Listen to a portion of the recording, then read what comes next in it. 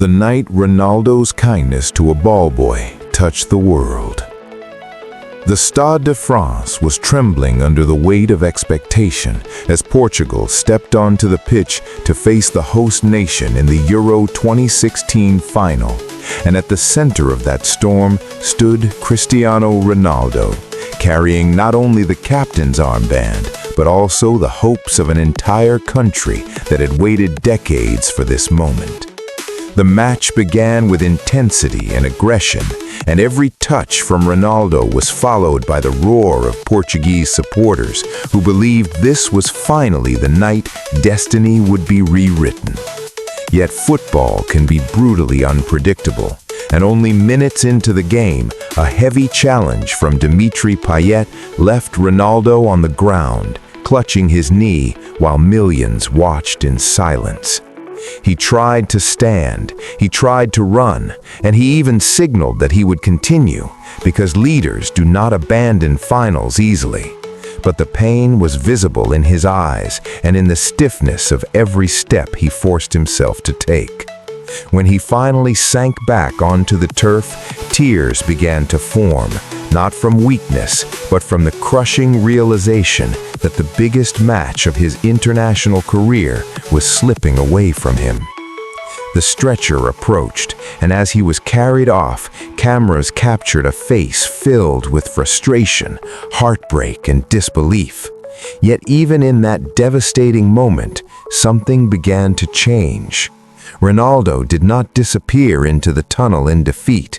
Instead, he returned to the sideline, wrapped in bandages, determined to remain part of the battle. The captain could no longer fight with his feet, but the war for the trophy was far from over. As the game stretched deeper into tension and exhaustion, Ronaldo transformed from injured superstar into an emotional force on the touchline, pacing relentlessly along the technical area as if the boundaries of the pitch no longer applied to him. He shouted instructions, encouraged every pressing movement, and celebrated every defensive block as though he were still sprinting between the lines. The television cameras repeatedly caught him gesturing passionately toward his teammates, urging them to stay compact, to remain brave, to believe that France could be resisted.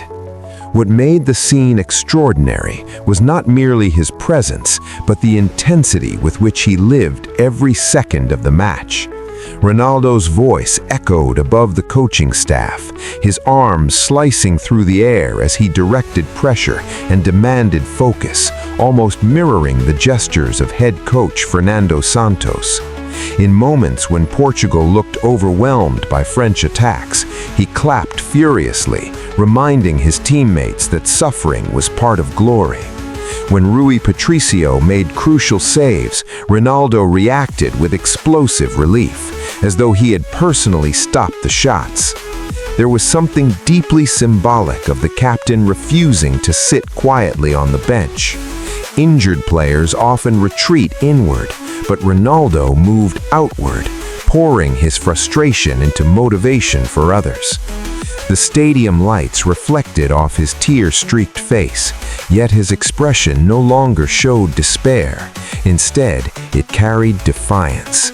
Portugal had lost its most dangerous weapon on the field, but it had gained something equally powerful on the sideline, a leader who refused to surrender emotionally, even when physically removed from the contest. As extra time approached, fatigue weighed heavily on both teams, and the final seemed destined to be decided by a single moment of courage or mistake. Ronaldo remained standing, leaning forward anxiously, as if sheer willpower could push the ball toward the French net.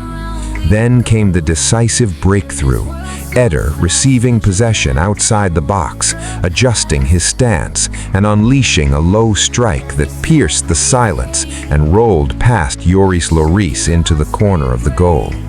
For a split second, disbelief froze the stadium, and then Portuguese joy erupted like a storm breaking through months of tension. Ronaldo's reaction was immediate and overwhelming. He sprinted along the touchline despite his injured knee, screaming in ecstasy, his face transformed from agony to euphoria in the span of a heartbeat. He embraced teammates, shouted encouragement to hold the lead, and continued directing defensive shape as though he were orchestrating the final act of a carefully written script. The irony was beautiful. The player who could not finish the match had ignited its emotional climax.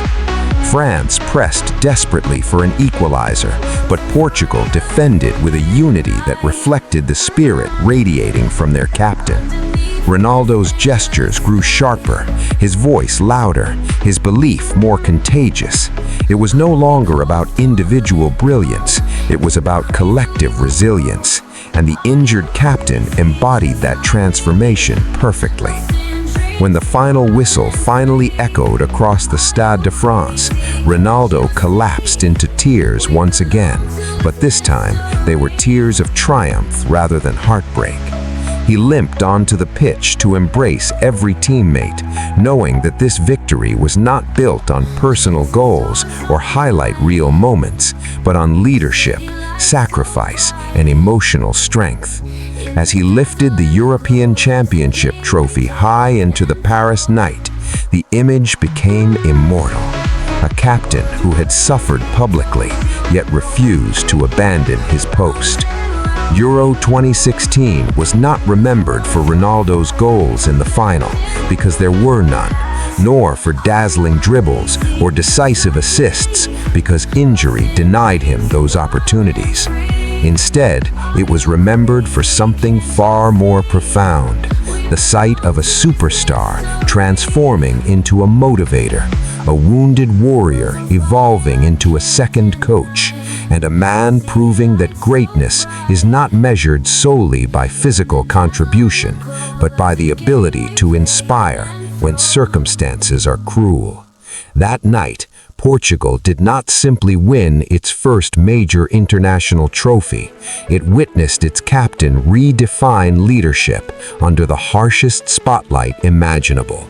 Ronaldo showed the world that sometimes the most powerful performances are delivered not with the ball at your feet, but with belief burning in your voice. And in doing so, he secured a legacy that extended far beyond 90 minutes of football.